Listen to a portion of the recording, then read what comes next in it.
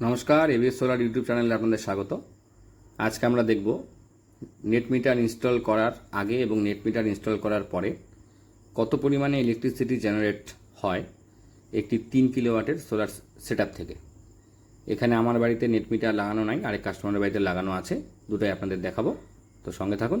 ধন্যবাদ। পূর্ববর্তী ভিডিওতে আপনাদের দেখিয়েছিলাম এই কাস্টমারের বাড়িতে আমাদের নেট মিটার ইনস্টল হয়েছে। তো ওনার বাড়িতে আমরা আজকে এসেছি। আমাদের অ্যাপ আছে, সেই অ্যাপ দিয়ে আমরা চেক করব এবং দিনের শেষে সেই অ্যাপ থেকেই আমরা দেখে নেব যে কীরকম প্রোডাকশান হচ্ছে। তো দেখতে থাকুন। দেখব যে সোলার প্ল্যান্ট থেকে পার ডে কত ইউনিট ইলেকট্রিসিটি জেনারেট হয়। এখানে যেমনটা দেখা যাচ্ছে, এটা আমার বাড়ির সেটআপটাই দেখাচ্ছে। আজকে আমার বাড়িতে 10.3 কিলোওয়াট মানে 10.3 ইউনিট জেনারেট হয়েছে। আর যদি পিক পাওয়ার দেখা যায়, পিক পাওয়ার মানে হচ্ছে সর্বোচ্চ কতটা সোলার থেকে আমি জেনারেট করতে পারছি আমার বাড়িতে, সেটাও এখানে দেখা যায়।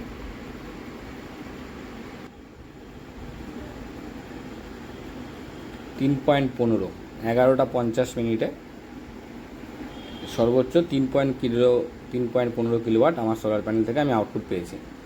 এবার একটা মজার জিনিস দেখাই। আমাদের এক কাস্টমারের নেট মিটার ইনস্টল হয়ে গেছে, তার বাড়িটা আপনারা দেখুন।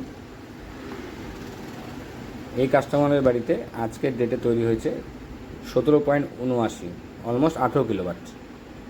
এবার যদি আমরা গতকালের দেখি, এখানে আজকের ডেট দেখাচ্ছে। যদি গতকাল দেখি, গতকাল হয়েছিল অলমোস্ট 15 কিলোওয়াট, গতকাল বৃষ্টি ছিল। আচ্ছা, এবার ওনার যদি সর্বোচ্চ দেখা যায় যে কত হয়েছে, সোলার থেকে কতটা প্রোডাকশান হয়েছে সব থেকে বেশি, তো সেটা হচ্ছে 3.28 কিলোওয়াট 11:35। ওনার সিস্টেম যেটা ইনস্টল করা হয়েছে তার ক্যাপাসিটি হচ্ছে 3.3 কিলোওয়াট। ইনভার্টারও 3.3 কিলোওয়াটের ইনভার্টার, আর প্যানেলও লাগানো আছে 550-এর 6টা, মানে 3300 ওয়াট। সেই হিসাবে 100% অবধি সোলার থেকে উনি পাওয়ারটা পাচ্ছে। এবার যেটার জন্য এই ভিডিওটা করা, সেটা হচ্ছে নেট মিটার লাগানোর পরে কাস্টমারের বাড়িতে অলমোস্ট 15 থেকে 20 ইউনিট মতো জেনারেট হয়। কিন্তু আমার বাড়িতেই যেমন নেট মিটার নাই, আমার বাড়িতে ম্যাক্সিমাম 10। গতকাল যদি দেখি 7। এটা এই জন্যই হয় যে নেট মিটার লাগানোর আগে সিটি বলে একটা ডিভাইস লাগানো থাকে, যেটা বাড়িতে সর্বোচ্চ লোড যেটা থাকে সেটা বা তার আশেপাশে সোলার প্যানেলের ক্যাপাসিটির উপরে তার আশেপাশে লোড তৈরি করার চেষ্টা করে। আর নেট মিটার হয়ে গেলে সিটি খুলে নিলে ইনভার্টার ফুল পোটেনশিয়ালে কাজ করে এবং ইনভার্টারের যা ক্যাপাসিটি অলমোস্ট সেটাতেই ও ইলেকট্রিসিটি প্রোডাকশান করতে পারে।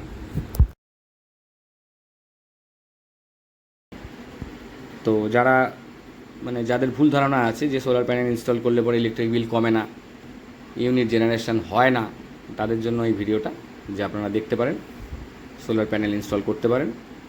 অবশ্যই আপনার বাড়ির ইলেকট্রিক বিল যেটা আসে সেটা কমতে বাধ্য। ধন্যবাদ। যেমনটা এই ভিডিওর মাধ্যমে আপনাদের বোঝানোর চেষ্টা করলাম, সোলার প্ল্যান্ট থেকে অ্যাকচুয়ালি কী পরিমাণ ইলেকট্রিসিটি জেনারেট হয় নেট মিটার বসানোর আগে এবং নেট মিটার বসানোর পরে। তো আপনারা নিশ্চিন্তে সোলার প্যানেল ইনস্টল করতে পারেন। আমি আমার নিজের বাড়িতেও ইনস্টল করেছি। ভিডিওটি দেখার জন্য ধন্যবাদ। ভিডিওটি ভালো লেগে থাকলে চ্যানেলটি সাবস্ক্রাইব করে নেবেন এবং শেয়ার করে দেবেন। বেল আইকন প্রেস করে রাখবেন, তাহলে আমাদের নতুন ভিডিও আসলে নোটিফিকেশান চলে যাবে। ধন্যবাদ। দেখতে থাকুন এবিএস সোলার ইউটিউব চ্যানেল।